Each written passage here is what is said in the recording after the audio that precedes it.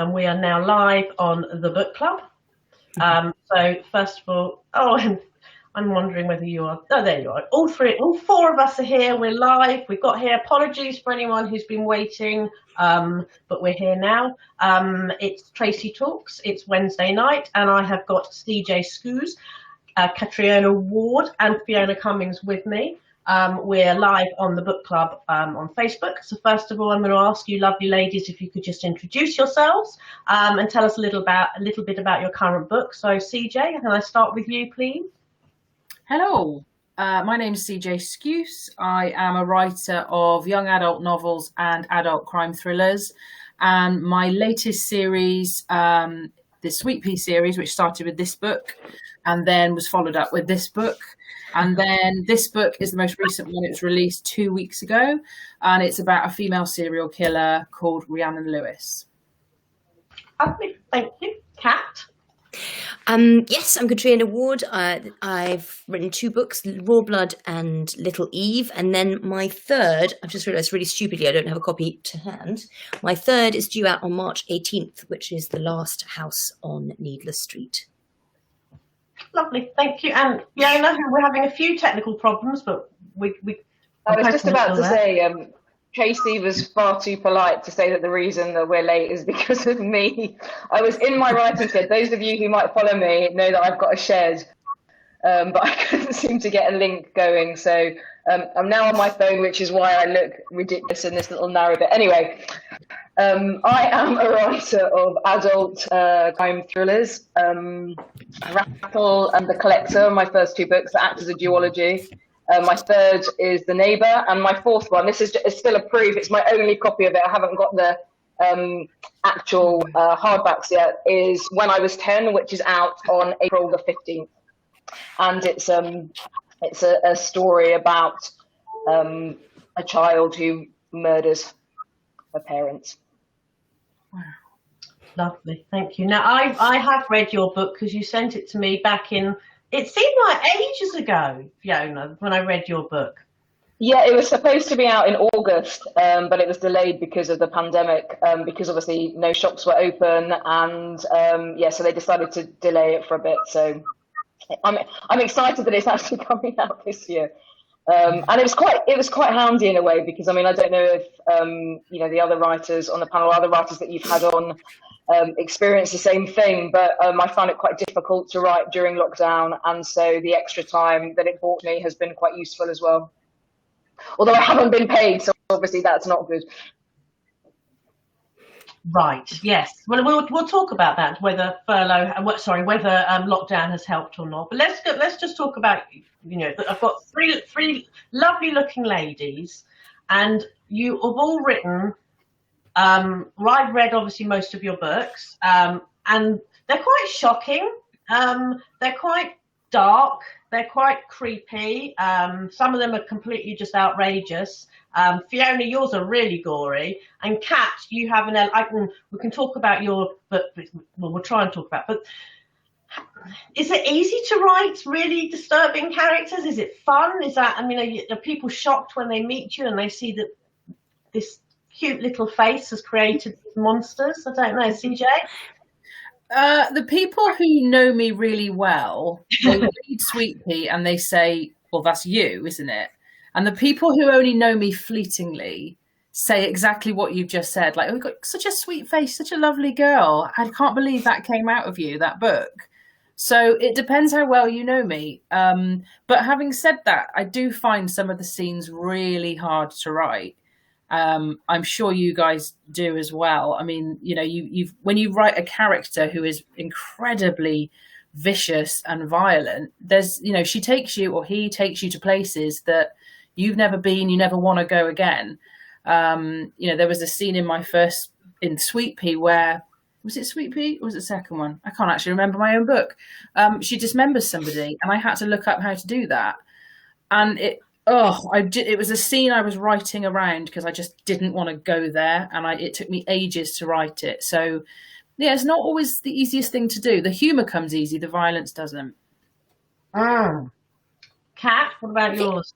Well, I think you were writing those kind of books is always almost kind of it's a sort of relentless kind of anxious what if, and that's the reason one is compelled to write things like that is because you're particularly maybe frightened by them. I don't think you can write that, like you were saying, you wrote, CJ, that you wrote around that scene for ages because you didn't want to write it. I feel like actually weirdly writers who write like horror and thrillers are actually much more kind of big scaredy cats than people would think. We're not like less sensitive. We're very sensitive because you can't write that persuasively unless you're actually afraid of it yourself. Yeah, you know. I agree. So, and I think there's almost a kind of like maybe a vaccinating or inoculating effect of trying to, if I write the worst thing that I could possibly imagine happening, it sort of safeguards you emotionally against it, a bit like having a nightmare, or I don't know. Yeah, something I've discovered with sorry, who was talking then? It was me, but it's fine, you go ahead. No, I was just going to say, like, writing Sweet Pea, my whole thing was I want to write a character who's not me. I mean, she's me in sense of humour and stuff, but she's way braver than me. So she actively goes searching for, men who prowl after women at night. That's something that terrifies me personally. I don't like going out at night. I don't like going down dark alleys or dark streets at night. I've always got my bloody car keys in my hand. It's one of the things that really irritates me, that as women we've got to be afraid. And I wanted to create a character who wasn't afraid. That was my other sort of question, was going to be like, is it maybe as women there's a sort of sense that creating these characters gives you access to a part of your, I don't know, some aspect of your personality that you don't get to excercise that much in our socialized society, I think I might be my wildest right. but I was going to say, Fiona, because I mean, Rattle and the Collector, they are sick. They're fucking they are sick. they are. I can't. Really, they are bad, man. I mean, they're great, but Jesus, woman, they're sick. You are sick. Well, I think that's really interesting that you say that, because actually, I think they're quite toned down, and I was asked to sort of tone them down slightly when I wrote them, and I feel like that they're kind of, the violence is hinted at much more than it's spelt out. But you could be right. I mean, I think I'm quite dark of heart anyway, and I'm interested in, I suppose, the science of decomposition, or in Rattle and in the Collector, there are my serial killer uses a particular kind of beetle to remove the flesh from the skeletons of his victims, and I found that fascinating. I went down and spoke to people at the Natural History Museum who talked me through how it all worked, and just I was fascinated by it, really. And I don't think my work is that dark, and I think my writing has definitely got less dark as my books have, as I've become, I suppose, a more experienced writer. I think you can hint much more effectively at darkness than if you spell it out sometimes. But I mean, I honestly don't feel that my books are super dark, but people have said that to me. So I don't know what that says about me, to be honest. But also, I think you said it before, that sometimes just hinting at it is probably sometimes more scary than actually reading the facts, and your imagination as a reader can be far more brutal and far more frightening than seeing it written down. But also the fact that in your books, if I remember rightly, that he was targeting children, which is children as well. But I think that kind of plays in actually to what sort of CJ was saying, in that at that time when I was writing Rattle and after, my son had been very unwell, and he'd been in hospital, and he was really quite poorly. And I think what I was doing then was using my writing I couldn't control any of the sort of circumstances that were going on around me, but what I could control was the words on the page. So I could control the fate of the children. I could control all sorts of things. And I think, writing is a form of control in that way. It's a form of kind of catharsis, form of processing things. Like I use writing to process grief or fear of loss, all sorts of things, kind of love, hate, everything. Writing is a way of processing that, I think. And, you know, I consider myself a reasonably happy-go-lucky sort of person. And, you know, much as you were saying earlier, I often get people say to me, I can't believe what goes on in your head. But I see it as a bit like acting in that way. I think you inhabit a role when you're writing, as you would if you were an actor. And I think that when I write about serial killers, or when I write about people executing extremely dark deeds, I am putting myself in their shoes, but I am not them. And I think that's what people confuse sometimes. Let's go back to the beginning of your journey to publication. Did you always want to be an author? Did you study? CJ, how did you start with your journey?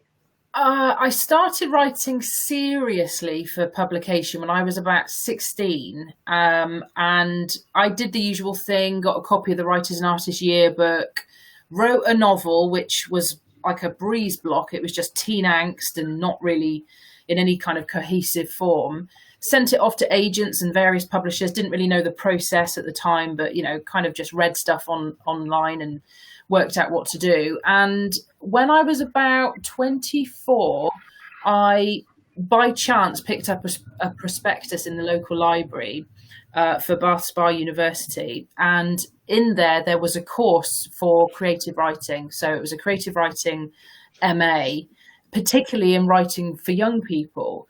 And my book, because there were 16-year-old protagonists, I thought, oh, maybe I'm writing a young adult novel. I didn't know before this point what I was actually writing. And it said in the prospectus, by the end of this course, you will have a novel of publishable standard. So I thought, right, that's what I need to do. I need to invest in myself, get better at writing, get some contacts in the industry and do the course. So I ended up doing the BA in creative writing, then an MA in writing for young people. And then fast forward to 2008, I got a job for a publisher, the Chicken House, which is a children's book publisher in Frome, which is in Somerset. And they are run by Barry Cunningham, who was the editor at Bloomsbury, who found J.K. Rowling. And so that's what they're known for. But they published my first 3 books. And that's how it began. And the first book, Pretty Bad Things, was the one I wrote on my MA. So it took me about 11 years, roughly, between deciding I wanted to be a writer, sending off, working out that I wasn't good enough to be published, and then finally getting published. So it was about 11 years in all, trying to get there. So if you're going to give anyone advice, you would say don't give up.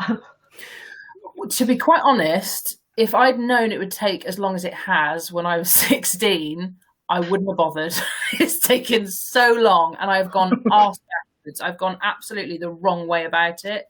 And so I always tell because I lecture on the same course that I studied, the MA in Writing for Young People at Bath Spa, and I tell them every pitfall to avoid, and I tell them all the shortcuts that I didn't take and should have taken, so that they don't have to make the same mistakes. Like, get an agent from the beginning, they'll guide you through it. Decide what you want to write, don't dilute yourself, all these kind of little things. But I did everything wrong, really. That's why it takes a while. Don't you think maybe that helped make you, the writer that you are? Yeah, it definitely. I've said this a lot. The first 5 books I wrote were for young adults, and then I wrote Sweet Pea, and Sweet Pea has outsold every other book I've written by like tenfold. So, and a lot of people say, well, why didn't you just start with Sweet Pea? But I think I needed to write those other 5 and have all those frustrations and rejections in order to get all the rage I needed for Sweet Pea. So also, sometimes there's no way round. There's only through. No. Yeah. No, exactly. It takes as long as it takes, and mine has taken forever. Well, I was really interested in what Fiona was saying about creating our characters like actors, because I trained that's what I did before this. I mean, can you imagine from being an actor to being a writer? Talk about out of the frying pan into the fucking fire. I that's all I wanted to do, and I did English at university, but even then I was sort of desperate to get it over with, and then go and act. And I went to drama school in New York, and then it's sort of quite heartbreaking, really, because I found that I just couldn't audition. All right, when people when a friend gives me a job, but unfortunately that's not how it works.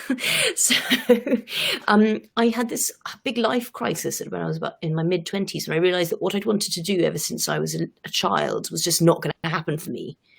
And I went and I actually started doing writing articles and speeches and drafting program things for a human rights organization, which is good because it takes the focus off your own problems, for sure.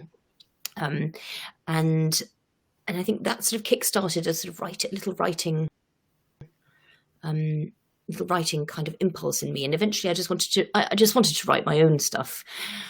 I did the MA at UEA, but I mean, writing my first novel took 7 years, and like you, CJ, if I'd known that it would take me 7 years, I don't know if I would have had the heart to begin. Really, I'm really glad I like having written. Absolutely. I really don't know if I can always enjoy writing.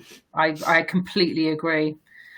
And also, I have to add, I really thought I would make it with my first book. I was convinced the moment I got published. I thought, right, where's the yachts? Where are the houses with the gold caps and room for a phone? I thought all that was coming immediately.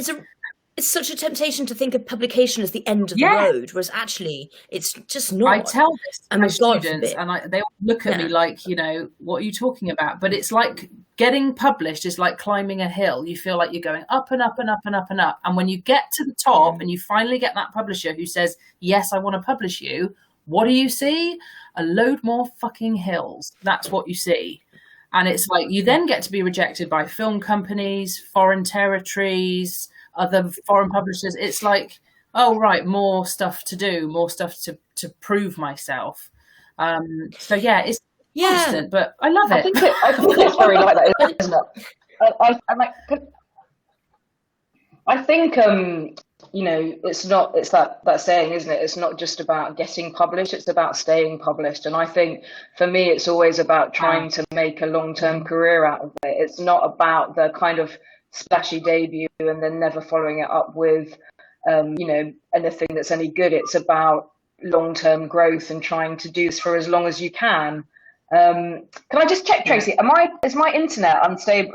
Can you hear me okay, or do you want me to move? Because I think it's a bit tricky. Is it a bit tricky to hear me? We can hear you, but we can't. But you're staying still. We have got a frozen. Every time you keep moving occasionally, but we can hear you. Right, I'm going to move to a different location. I'm going to take you into my bedroom. I hope it's time. I have my bit. This is anyway, so forgive me. I'm sorry for being so rubbish on technology. Anyone who's watching this. Okay. Sorry, just one thing. I just wanted to say to CJ that BB Taylor says you're the best teacher ever. There you are. Nice. Share that with you. Karen Roberts says Sweet Pea was shockingly wonderful. I thought she was going to say shit then. Shockingly shit. Shit. And Linda Phillips loved When I Was 10. And thank you. And is currently listening to Deadhead on audio. Not currently, she's listening to us and not, but you know what I mean. Tracy, I'm just going to go run and get my book from upstairs. I I'm going to go and have a read. I'll be back in 1 second. I'm now in my bedroom. Is this better? It's the strangest one I've had so far. Everyone's just cheering off. Fiona, tell me about your route to publication. So mine was, I suppose, actually fairly straightforward compared to some people. So I was a journalist for a long time. I was a journalist have been a journalist from the minute I left university, really. And I think I was quite fortunate in that probably from about the age of 10 or 11, I knew I wanted to be a journalist. And so I could work towards that. So I was doing work experience at places like, Sky Television and the Times and the Telegraph when I was about 15. And And then I left university, got straight into journalism, worked there my whole life, got a job at the Mirror as a news correspondent and then as a showbiz reporter. But it never occurred to me that I could write novels for a living. It just didn't occur to me. And I wanted to write, but I was finding that, you know, being in front of a screen all day, every day, writing stories and being in quite an intense, fast-paced news environment was not conducive to novel writing for me at that time. And then kind of a couple of things happened. My sister-in-law, my brother's wife, to whom we're, you know, really close, became desperately ill, was diagnosed with stage 4 lymphoma after just having had a baby. I then had a baby, and my son, who was not yet 2 at the time, a few weeks later, was also hospitalized and very seriously ill. So those 2 things happened within the space of 8 weeks. And what it did was forced me to reconsider everything about my life and what I wanted from it. And it really made me think that kind of, you know, nothing is promised at all. Like, so we, you know, and I appreciate that there are all sorts of reasons why you can't necessarily always do what you want to do, but it made me really think about what I wanted from my life, and that was to write. So I signed up to the Fair Academy writing a novel course and did that for 6 months, and then wrote Rattle while I was on that course. And I didn't know if I could write a novel after having written essentially pretty short pieces for a tabloid newspaper. Didn't know if I had it in me, didn't know if I could do it. And I was lucky enough to get an agent at the end of my course. And then Rattle went out on submission. There was a buzz about it, and it was turned down by every publisher it was sent to.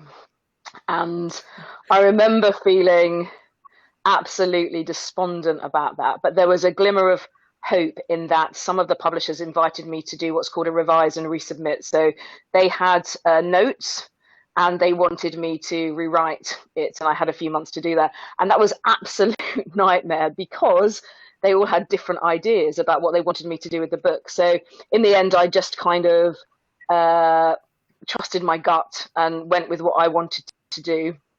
And then when it went out on submission again, there were auctions for it here and in foreign territories. I think there was a 5-way auction for it in Germany. And it was a completely different story. The television rights sold before even publication. And, you know, so I think it just goes to show that there are chances all the time. And, you know, it's not always about, it's not as simple as being a good writer or having a good concept. There's all sorts of different factors at play. And, you know, you have to be a bit lucky as well. I don't know if you two would agree with that, but, you know, there's a little bit of serendipity at play sometimes as well, I think. I mean, I was quite fortunate. I think there is, and also I wonder sometimes if it had all happened like CJ, if you'd got your yacht that first time out, if I'd had, you know, I don't know if the first one had been a runaway success. I don't know if I'd have been ready for it, really. You know, I wouldn't have known how to follow up with the second novel. Writing a book's one thing. Writing a second one is a whole other fucking deal. Yeah. And writing a third. And each time you think you've cracked it, each time you finish a book, you're like, oh, I can write now. I can totally do this. Yeah, yeah. Each book is just has its own individual snowflake of a nightmare. Absolutely. And I'm always curious about those people that have their first book has just been an absolute best-selling hit. It's gone on to, you know, Hollywood. It's been whatever. Yeah. And there's a few that we can think of off the top of our heads.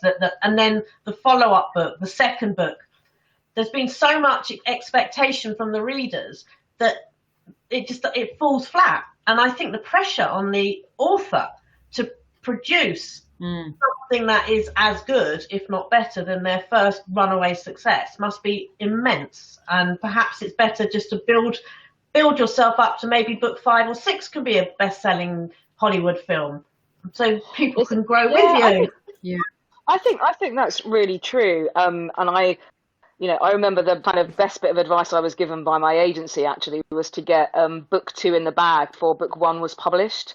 Because I mean, I know not everyone can do that, but I had quite a long lead time for my first novel before it was published. So I was able to write my second book before the first one came out, because if it doesn't do what you hope, or if it gets kind of really critical reviews, and your confidence takes a severe dent and you can't write. And then again, if it's a huge runaway success, you think, how am I ever going to replicate that? And so it was handy to have it in the bag. But I think absolutely, although it's counterintuitive, I would say that it's much better to have your success a little bit later on in your career, not least because you have a backlist books as well for people to discover you and then go and buy all your other books. So in terms of building your career, I think probably it's better to have your success a bit later into your career than your first book, for sure. Yeah. If we get that chance, though, because publishing can be quite brutal in the algorithm, of giving people, like, I mean, I went out with when we went out with Needless Street. The story ends well, but like, I was in a meeting where they offered me £7,000 for 2 books, because my second novel was Little Eve. It won a big US prize. It wasn't even published in the US, but it sold, I think, at that time, minus copies. And £7,000 for 2 books. So that's over what, 4 years? No, that's it would be for one book which I'd already written, which was Needless Street, which was on submission, and then a whole other book for £3,500. Fucking hell! And you don't even get all that money at once; you get it in installments. Yeah, and your agent takes 15%. It was quite, and I just remember sitting there thinking, and like and they asked me, so what do you think? Have you got any thoughts on moving forward? And I was like, well, yeah. I mean, and they were very understanding, but there is just, I think there is the algorithm had spoken. They liked the book, but the algorithm had spoken, and it's just I think as long as you get that chance to build your like oeuvre and like work on your writing and find an audience, then that's great. But I wonder if increasingly there's a sort of debut heavy tendency in publishing. Yeah. I tell you what it's done for me. It's made me so genuinely grateful for anyone who reads my books, because like that person just said on the chat, they're listening to Deadhead. I can't believe people are listening to that book at the moment. I really can't. It took me so long to write, and that it's out in the world. All right, people aren't going in bookshops and getting it, but I got my sales figures through today. People are downloading it. They're listening to it. They've actually bought the paperback at full price, and I'm like, I can't believe that. I really can't. And this is like 9 books later, and I know it sounds like fake, and I'm humble brag. I'm really not. I can't believe that book is out in the world and people are reading it and responding to it, even negatively. But do you think that, because I think it is a privilege to be read. No one is.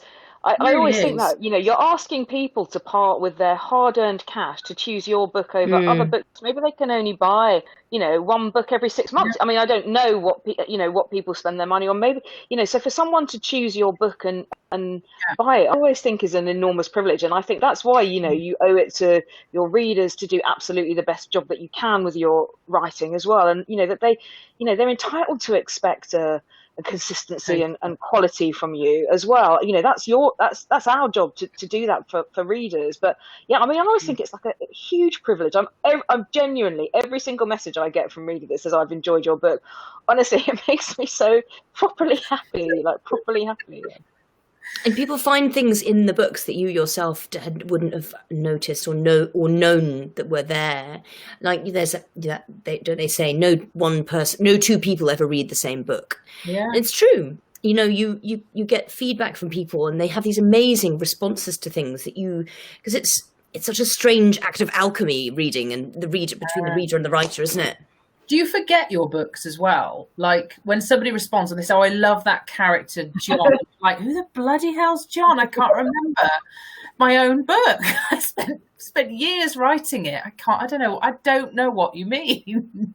Well, given that the book that I'm writing at the moment, I can't remember the beginning. It's taken me so bloody long to write it. But no, I'm joking. I jest. But yeah, I mean, it's hard to remember.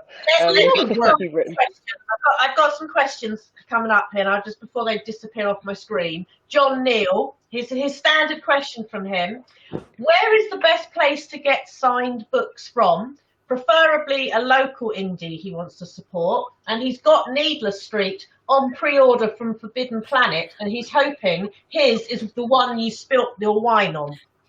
There were a couple of those, so you're in with a chance. You'll be all right. So, are there any local bookshops, booksellers that you support that they can? Sorry, yes, I love Queen's Park Books in Queen's Park, which is near where I live in London. I think they're wonderful. They've got a bit of everything, and when you go into a bookshop, you can smell the books. It's like that. Are you a sniffer? Are you one of those? I'm a big old sniffer. Yeah, all up and down the rows, up and down the shelves, just like like a Hoover, like a Dyson. Yeah, exactly. No, but it's just the purpose of a bookshop is like when you go in, you should just feel like it's like a hedge maze of books that you just can lose yourself in. And Queen's Park Books is like that, and they just know exactly what they're doing. So I like them. But yeah. CJ, have you got any locals that you support or? Brendan Books is the only independent bookshop near me in Taunton. So Brendan Books, or there's Waterstones in Taunton who always stock Sweet Pea. So I'm very happy to walk to either of those places and sign anything. If they've got my book there, I'll sign it. Sign other people's books. You just don't care. You'll just sign. Oh yeah, I ain't too proud. I did that. Is she there, Fiona? Hello? Oh, God. Don't say we've lost sound. Oh no, Fiona. Have you gone? Calling Fiona? Any books in the shop? Oh, there we go. We lost it's you pretty there sad for a moment. because the independent bookstore near where I live. Yeah, I'm here. Sorry, is it breaking up again? I don't know what's going on with my internet signal. No, I'm here. Can you hear me? Yeah, we can hear you. Sorry, I was saying it was really sad because the independent bookstore near where I live is shut down. It just couldn't manage financially anymore. But I'm in Essex, but I have a lot of time for Goldsborough Books that always has great sort of first edition signed copies. They're in London. And loads of the brilliant indies that support my writing. So Imagines and Harrogate, Plackett and Booth, Lingham's, Bookish, Booker. There's loads of Bristol stores, independent stores, if you can support them, because they're going through tough times at the moment, and they've all got websites, and there'll be lots of signed copies of my book around, I think. Lovely, thank you. And we were just talking about listening to your book a minute ago, CJ, and Linda says she wants to ask if you could have anyone narrate an audio book of yours, who would it be? Although she never wants anyone else to narrate Sweet Pea because Georgia Maguire is perfect, and then she wants you to know that she walks to work, home and back. And yesterday she took the long route home just so she could finish listening to Deadhead. Oh. So do any of you actually listen to audiobooks yourselves? I had to listen to the first two Sweet Peas to remember things for Deadhead because I stupidly didn't write a style sheet at the start, so I forgot everything about my character. So I listened to the first two, narrated by the wonderful Georgia, and she just nailed it. She's absolutely nailed the narration. So yeah, I do, and they're great. I had listened to the Needless Street clips of the Needless Street audiobook the other day. It's a particular challenge to this book because the same narrator had to do an 11-year-old girl, and a sort of eccentric, large, mid-30s man, and a talking cat. So, and the narrator Christopher Ragland has produced I was listening to the performance, and I genuinely thought they must have got 3 different actors in to do it. Wow. He's absolute. It was quite uncanny the way that he managed to conjure all of these very, very different people. I was very impressed. So I can't wait to get my hands on the rest of that. Yeah, And I wow. love listening to audio books in general. They're a good thing, where you're sort of, I don't know, cooking or that kind of thing. But and I think they present their own challenges, because my third book has multiple narrators, of which one of them is the killer. But for the reader, for the narrator, if she was to, she adopted accents for the characters, but she couldn't do the voice of the killer because it would give it away, because the killer's not revealed until the very end of the book. So that was kind of a challenge in itself. She had to do the voice of the killer, but she couldn't do the voice of the killer, if you know what I mean, because that was it was quite cute, I think, but really clever how she pulled that off in The Neighbour. But I haven't listened to When I Was 10 yet. I haven't got my copy of that, but I've heard a clip of it, and it was absolutely brilliant and really chilling. I mean, I think they're amazing. I had to record some of my book for a podcast once. It was like, after about 1 minute, my throat was really dry. So I don't know how they do it. It's incredible. I do listen to a lot of audiobooks when I walk the dog, and I have to say, I mean, I wouldn't be able to listen to a Sweet Pea because her voice is in my head already. I don't want anybody else's voice in my head. But there are certain books that I've listened to all of the Lucinda Riley Seven Sisters, every single book of hers, which is just marvelous, because I can't even pronounce the words and the accent. So to me, that's perfect. But I mean, when it's such an integral character like Sweet Pea, I need her voice in my head. I want to hear it. Yeah. Let's have a look at these other questions. Hang on. Michael Sheen's voice apparently is good on. Hold on, I'm just trying to get all these. I've lost my comments. I don't know what I've done here. I've managed to do something and I've lost the comments. Okay, well, we'll just go back onto. Hold on, I've got to do this through here. Let me just go back through. Let's talk about your new books, because I think that's probably. Let's hang on. Let me just see. Oh, hold on. Here are the questions. I've got them back here. Suzanne Griffith would like to know, which of your books would you love to see as a film or a TV series? CJ, I presume all of them. Sweet Pea it would have been made by now if it wasn't for COVID. I nearly swore then, but COVID. If it wasn't for that, it would have been made. So it will be made at some point this year, and I cannot wait for that. You know anything about it? Did you know anything about it? You wrote the book. Do you know who's tied up with it?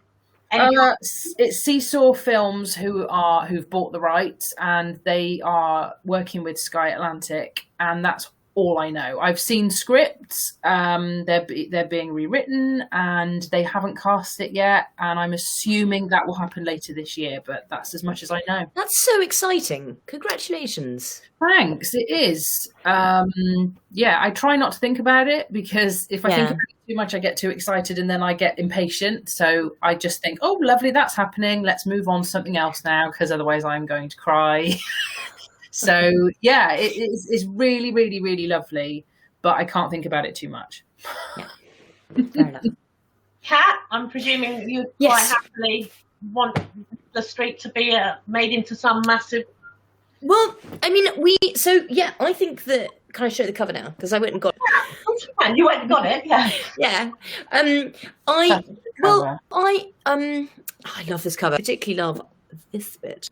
Yeah. Oh, sorry, this is the bit. Oh my gosh! Shall I read it to you? Brilliant. Yeah, that was brilliant. I haven't read. It's a quote from some dude called Stephen King. Oh, hang on. I think I know him. No. Heard of him somewhere?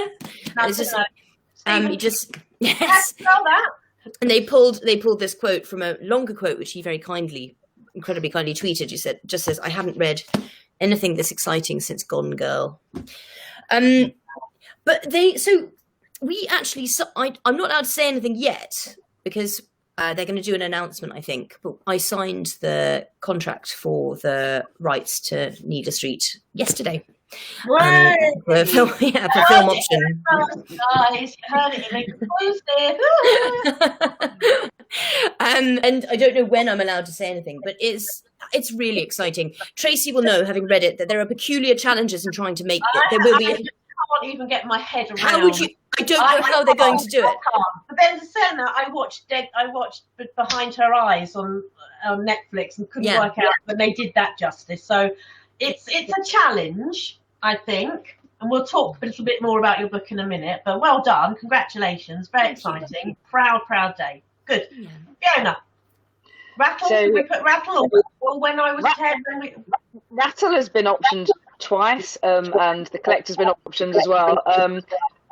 And I can't say too much about it either, but I have When I Was 10 has been optioned as well for television, but that hasn't been properly announced yet either. So, so I would love to see anything of mine on television. I think it would be so exciting.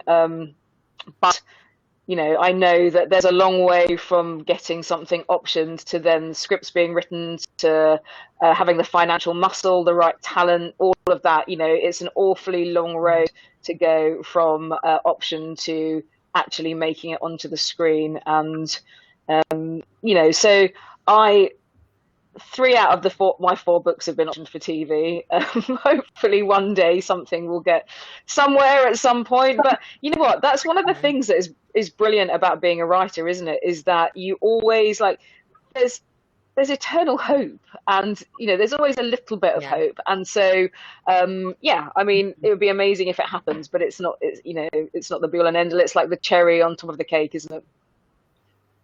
Yeah. Right, now let's talk more importantly about your current books. So CJ, I'm a huge fan of the Sweet Pea series. The book 3 is out now, Deadhead. Book 1 is Sweet Pea. Book 2 is In Bloom. Look at this. Anyone would think we've actually rehearsed this. This is not bad, right? Yeah. I would say to people who want to read, obviously you have to read books in order. To me, it should be made illegal to read books out of order. I can't understand anyone that would start on book 3. You have to start with Sweet Pea. Now, I would like to say that this is probably not, your audience is probably not the Blue Rinse Brigade with who like Mary, what's her name? What was her name? Mary Wesley? No, Mary Whitehouse, I was thinking. Oh, right, yeah. I think people that don't like the naughty words and bleeping and rudeness and get offended easily probably won't enjoy it. People that have a good sense of humour, that like things like Deadpool, I think you probably love Deadpool. I would think that sort of humour, sarcastic, dry, in your face, unashamed, outrageous, couldn't give a shit. Those are the people you should be appealing to, and and that's why I love your book so much. And I think I might have stalked you possibly when I first read your book, and like I do with most authors, I track you down and I was like, oh my god, oh my god, oh my god, oh my god. Just tell people, because obviously you're the author and you're the creator, just tell people about your creation and how she has evolved. And and a little bit about her. She is definitely a character who evolves from book to book to book. So I think some people may be disappointed that the first book isn't just repeated in Bloom and Deadhead, because this character actually moves on. And I have been added into some reviews who are like, I wish she could just be back at work in the office being pissed off with her colleagues. And I'm like, well, I wouldn't read 3 books about a character who didn't make any effort to get out of her mire of misery. So yes, this is a character who does evolve. And basically the first book is about her realizing what she is and delighting in it, and kind of locating her trigger points, really. And by the end of this, I can't really spoil her, can I? Yeah, I might as well. I mean, she gets pregnant, and then it's all about the baby and it's the whole gestation period of the baby. And the baby is trying to stop her from killing. So somebody said it was a really cock-blocking baby the other day.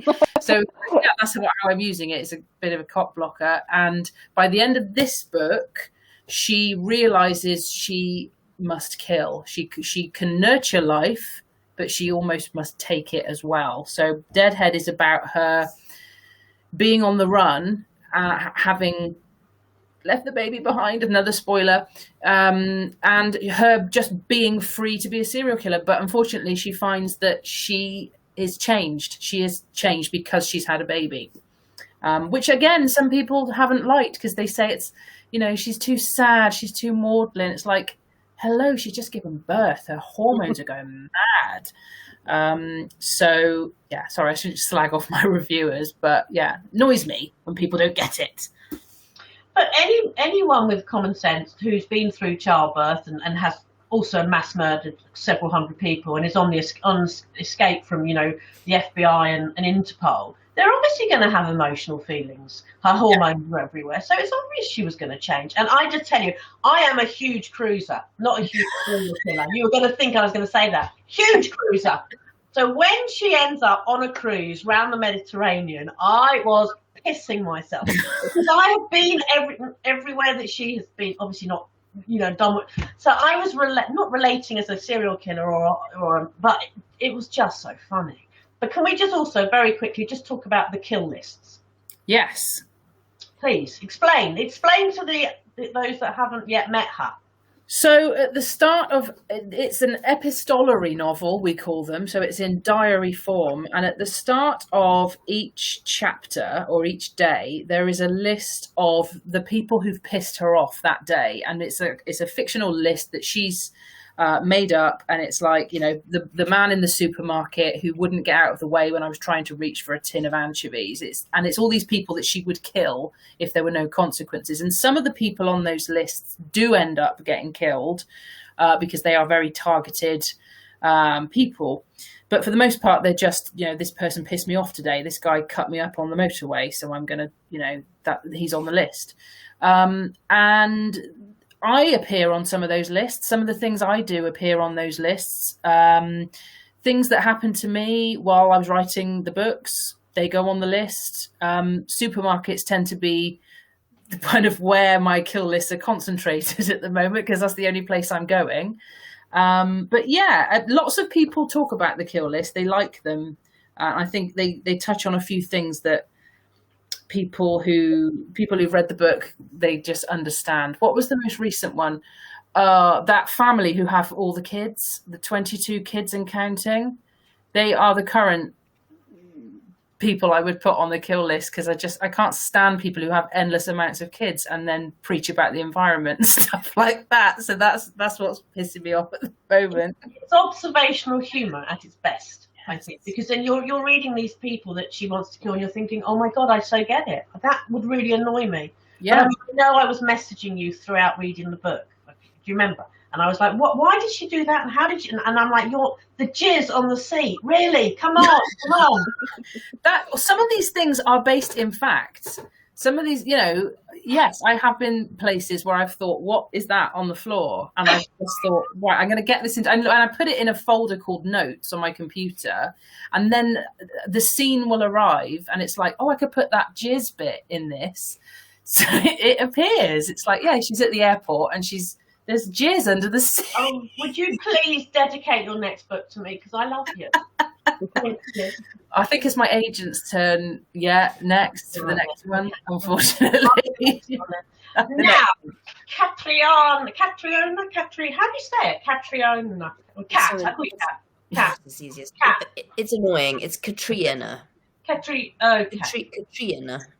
Now, but Cat is best. If I said to you, the must-read Gothic thriller of 2021, that's quite a title, isn't it? Yeah. Gothic. Yeah. I wasn't going to put it as Gothic. I just had to do a very quick definition on Google of what Gothic is, and it was like, apart from horror and a dead body, I'm like, well, that's current. Everybody's book's really in crime.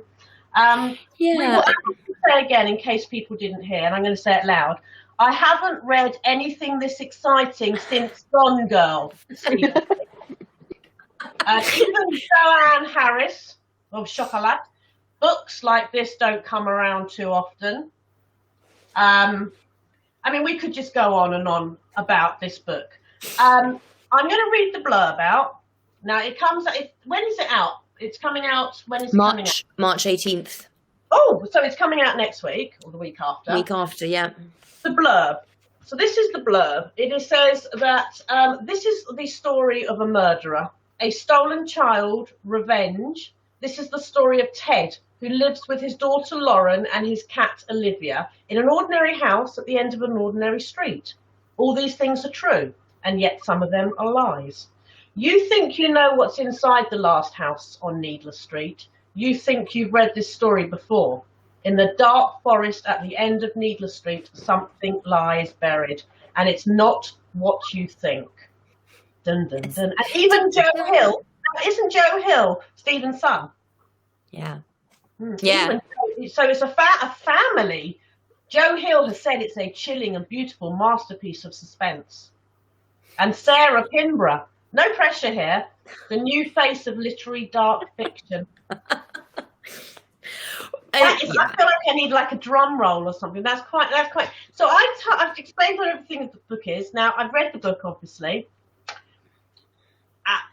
and I actually said in my review, I don't know what to say, because you can't talk about the book without giving away some really vital information, and you don't want to give away any of this information. So my best suggestions to people is don't read the reviews, read it blind, go in, you kind of know it's got a dead body, you kind of know there's some strange people, there is a talking cat, there is a bloke called Ted, that's all you need to know. Don't read anything else. Honestly, you will not forgive yourself if you find out because some arsehole has done a spoiler, right? So just read it blind, and just know that it's absolutely beautifully written, and that it will punch you in the heart and you will hold your. I love saying this. I held my breath until I went blue in the face, or I forgot to breathe. I'm just going to looking at my review that says I can't say anything because it's unfair and you'll hate me. So all I will say is nothing is as it seems. This book puts a twist on twists, and it takes the reader on an unforgettable journey. Do you want to add any more to that? I think, yeah, I mean, all I will say is this is a book. It's a departure for me. This book, you know, it's my first two books were sort of more historical British Northern Gothic. I think this book in particular is a bit of like Gothic construction that my first two didn't. In that it's composed of a lot of it is composed of a recorded voice diary that's kept by Ted. So, and the Gothic has that thing of it assembles almost like first-hand accounts and puts them all together, like Dracula's all in a diary format, and Wuthering Heights is all these like first-person narratives. So there is that sort of, and found footage films like, you know, like the Blair Witch Project, they're quite Gothic because they almost present themselves as evidence. That's a very Gothic quality, is to present yourself as a sort of testimony or evidence, and with, you know, bits with these realistic sort of like mediums, like recordings or diaries chosen in order to kind of back up this idea that this all happened, this is true. And Needless Street is constructed out of first-hand accounts and out of these diary formats, which I think it was incredibly difficult to write. I think this book, in all sorts of ways, with the research as well, which I won't say too much about either. What can we say about this, really? You know what you can say? It's out on the 18th of March. It's out on the 18th, yeah. It's out on the 18th. Loved it. Stephen King loved it. That's all you need to say. Okay, all right. Job's up. Tracy has spoken. Thank you. Fiona. Fiona, you've probably written 6 books since I read when I was 10. I wish. Not in the current lockdown. It's been a nightmare. I can work out when I read it. I mean, I read it February the 18th, 2020. You sent it to me. Let's talk about it then, because obviously it's coming out now. It's a complete change from the Serial Killer Rattle. It's a standalone book, so anybody can read it.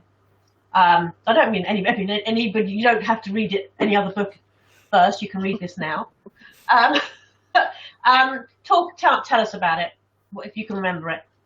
So it tells the story of Dr. Richard Carter and his wife Pamela, and basically they're both stabbed 14 times with a pair of scissors by their 10-year-old daughter.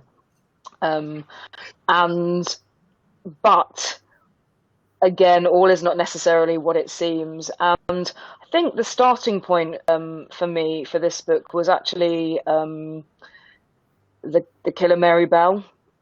And she was convicted of killing 2 children, one when she was 10 and then the day after her 11th birthday. But that's not what interested me, actually. It was the fact that when she was released and she was living quietly under an assumed name, the press tracked her down and she had to wake her teenage daughter in the night and tell her who she really was. And I thought, what a difficult thing that must be to do, to have to tell your child you're a killer. And so that was really a kind of starting point for me for this book. And so this book, I suppose, explores all sorts of ideas, but whether we're born evil, whether we're made evil, there are the reason that the parents were killed was because they subjected their children to humiliation, mental abuse, and it's whether people who kill, do they deserve a second chance?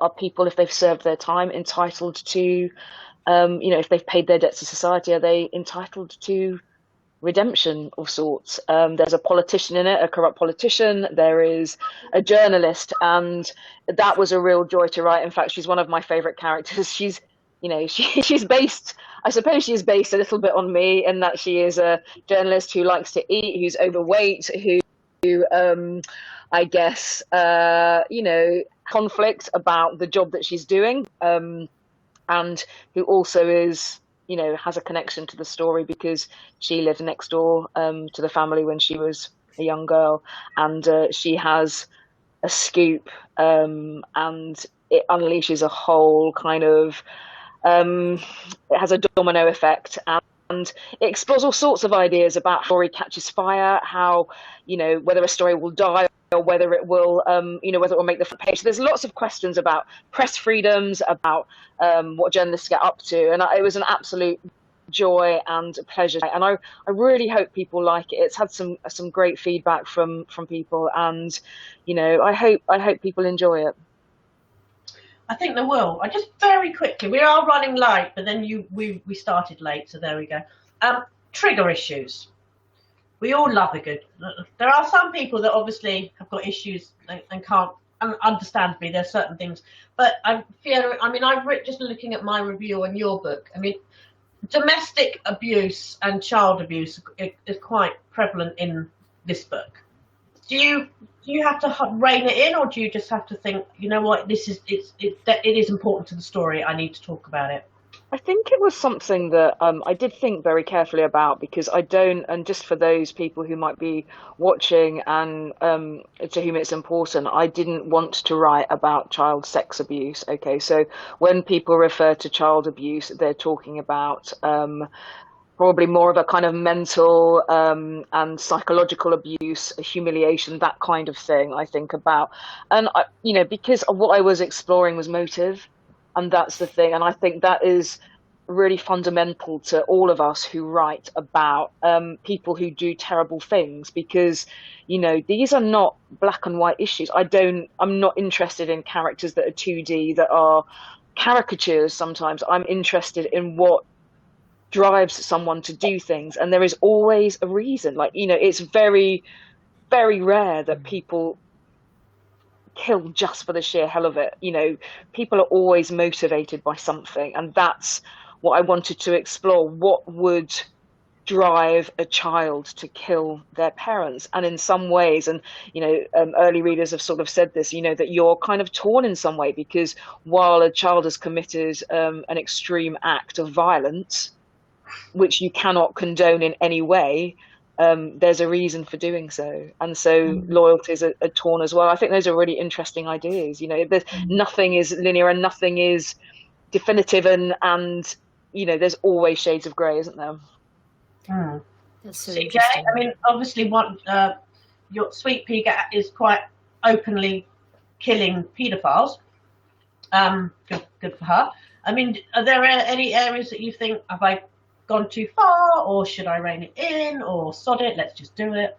Personally, no, because my triggers are children and animals. So this is why from very, very early on, I thought she's not touching children, she's not touching animals, because I can't do that. I don't want to go anywhere near it. So I then, if I take that out of the equation, I don't really know where the triggers are, because nothing quite offends me as much as those two things. So no, and it was always, the intention was always going to be, she's going to go after sex offenders, paedophiles, and to be quite honest, I don't actually see them as human in my head. So that kind of gets me kind of in the clear to do what I want, and for Rhiannon to do what she needs to do with them. I really shouldn't be being this honest, but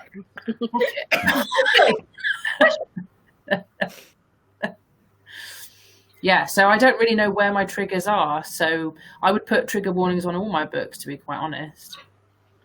Do you think books should have trigger warnings? I mean, I think this is an interesting topic, isn't it? It is, yeah. I mean, this is one of the reasons I got out of YA, because I didn't know where the line was anymore, and I wanted to be honest, and I wanted teenagers to act like teenagers do and do the things they wanted to do, and it was becoming increasingly difficult to do that without the need for trigger warnings, without the need to, make everything have a moral, or everything have, it's all happy in the end thing. And I don't want to tell stories like that. Stories are messy. It's like lives, everything's messy. It can't all be tied up in a nice bow at the end. And, the people who get bad things happening to them, they don't always get justice for that. So, and that's what I wanted to explore. And I was finding it was becoming more limited in writing for young adults. So that's why I went into adult. But I don't know. How do you feel about it? I don't. I mean, well, I was going to say I wouldn't. I mean, if it had triggers and it said this book contains X, Y, Z, I'd probably read it even more. Yeah. It would probably be a good marketing tool for me. Encouragement warnings. Well, that would be it. I mean, I can understand that. I mean, it is a big issue on the book club. We've got 13,500 members, and we had a big debate about it. And it is real to some people, and I can totally understand it. And there's certain things I wouldn't feel comfortable reading. I'm not sure I haven't found that yet, what it is, but I'm sure there is something that would upset me. But there are issues, certainly when people are going through ill health or have lost someone to suicide or have been a victim themselves. They don't want to read it, and they're reading a book, la la la la la la, and all of a sudden, bam, and they're having to face it. So I can understand, but then 9 times out of 10, crime books and thriller and mystery books are going to have an element of something revolting and something. Yeah, I was going to say, that's maybe one of the very few uses of the sort of genre categorizations, which is that that it announces the boundaries of what you're reading. And because I think genre as a whole is just a sort of shelf to put stuff on, and most books straddle all of them and have different elements. But maybe that's one aspect to which genre can be helpful, is just an announcement. This is about things that reach deep down into the psyche and are perhaps troubling. It's difficult because on one hand you don't want to give it all away, and on the other hand, you need to be sensitive to people who have got issues. I'm just going to say very quickly, John Neal says, thank you for taking the time. It's been really interesting. He actually only came for Cat, but has left ordering books by both CJ and Fiona. Oh, thank you. Thanks, John. So my son wants his mic back in a minute, so we're going to finish in a second. I'm still live, but carry on. What are we reading at the moment, guys? Anything that we can recommend to everyone? CJ? Oh, let's do it, Victoria. Oh, that's wonderful. I'm getting through it painfully slowly because I'm back at work now, so work has taken over. But I'm trying to do a chapter a night, and I'm eking it out because it's all we've got of Victoria, and it's like the authorized biography, and she's my queen. She's my absolute hero, comedy hero. So yeah, that's what I'm getting through now. Lovely. Cat? The Kingdoms by Natasha Pulley. which is I don't have the proof here, but I don't have anything here. I'm useless. It's a story about it's a time slip story about a man who wakes up in a London that he doesn't recognise, where everybody speaks French, and it turns out to be a London where the French won the Battle of Waterloo. And he remembers this other time before where things were different, and I don't know how she did it. It's so meticulously researched. A lot of it is about sea battles. It's so epic, and I don't know if you ever loved those like Sharp or Hornblower novels when you were younger. It just gives you that amazing sense of kind of like excitement, but also meticulously plotted. So he slips between all of these variant versions of London and history, and I mean it's time slip, time travel done in the most exciting and really beautiful way. Fiona, are you reading anything? I am. I found it really difficult to read during lockdown, actually, to find the concentration to do so. But I am currently reading Watch Her Fall, which is the new one, forthcoming one from Erin Kelly, set in the world of professional ballet, which is absolutely fascinating and written as beautifully as Erin always writes. And then I'm reading non-fiction, quite old school. I'm reading Touching the Void. I don't know if any of you have ever read that, but it's about Joe Simpson, is it? Yeah. Two mountaineers who go up, scale a mountain, and then essentially one of them falls and breaks his leg, and the other one makes a decision to cut him loose and leave him for dead. And it's an epic battle of survival. And so that's my kind of bedtime reading, I suppose. But yeah, I find sort of non-fiction quite a good way to unwind when I'm writing myself as well. So, but yeah, I find it really tricky. But yeah, keep an eye out for Erin's book. It's out in April the 1st, I think. Lovely, thank you. Right, so I'm going to let you guys go. We're going to say goodbye to everyone at the book club. So goodbye, everyone. Thank you for watching. And can I just say sorry if there are any technical issues? I'm a terrible technophobe, so apologies if it was difficult for anyone. It's fine. Don't worry. We've had worse. Hold on. We've had worse. Thank you, Tracy. It was lovely talking to you.